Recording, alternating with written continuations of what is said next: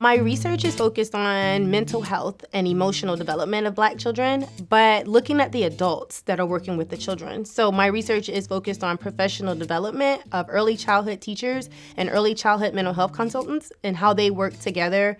And the goal of early childhood mental health consultation is to help teachers sort of align their beliefs and practices with the children and family they're serving by using context based on those children and families to bring that into the classroom.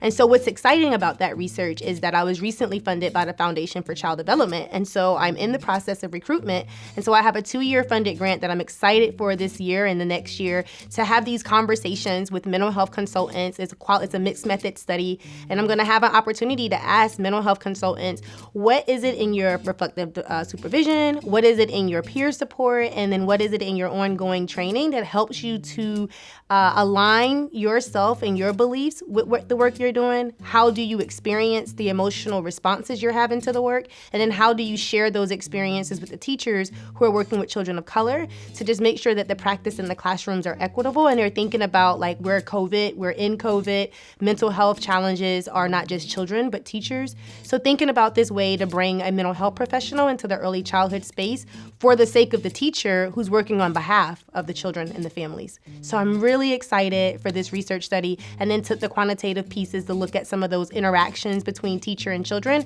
after they've had consultation and really see if those interactions are improving. So it's exciting. Why my research is important is because I have a son. He's a Black boy. He had disability, and we started out in early childhood, and our experience was amazing. He was supported, but it was also like a 1-to-10 ratio. And when he entered school age, he started to get suspended, and he was suspended for his meltdowns. And I understood where his teachers were coming from because I was the mom with the same behaviors, and his teachers were just not supported. And so I wanted to find ways to support his teachers because then I know that they could support him as opposed to focusing like directly on him.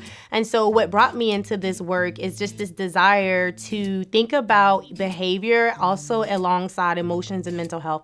Kids that are on the spectrum, they have meltdowns, and that's not a behavior problem for them. That's them needing some additional co-regulation, some additional supports. But instead, his school saw his meltdowns as serious enough for suspension. And like he's in school for early intervention, special education, support. So by them sending him home, he's not getting his supports.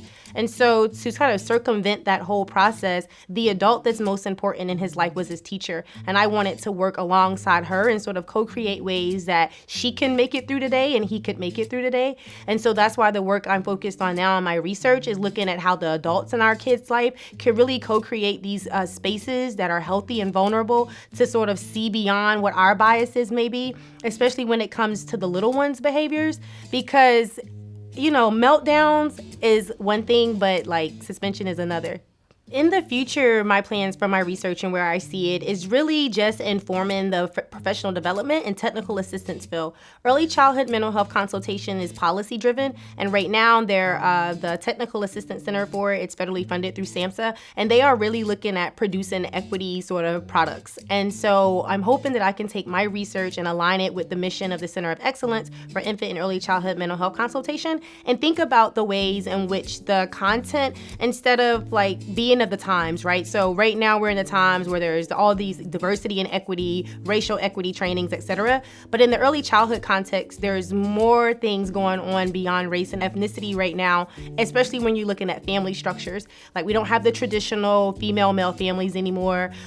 We have more gender identities now. And so when we're thinking about professional development and supporting the adults who are working with children and families, the adults have to do some shifting and transforming in their beliefs and thinking because the adults are older and the adults are used to other ways. And so in the future, I would love to see where we're having some type of an equity framework for professional development and training in the mental health services space that brings in all of our context and how we are viewing the children and families we're serving, whether it's their immigration status, whether their language use, race and ethnicity. Obviously, we have gender issues, we have disability issues, ableism, and I want to broaden our way of thinking about diversity, equity, and inclusion, especially in early childhood, not to move away from race and ethnicity as sort of the main focus, but we have to meet the professionals where we are.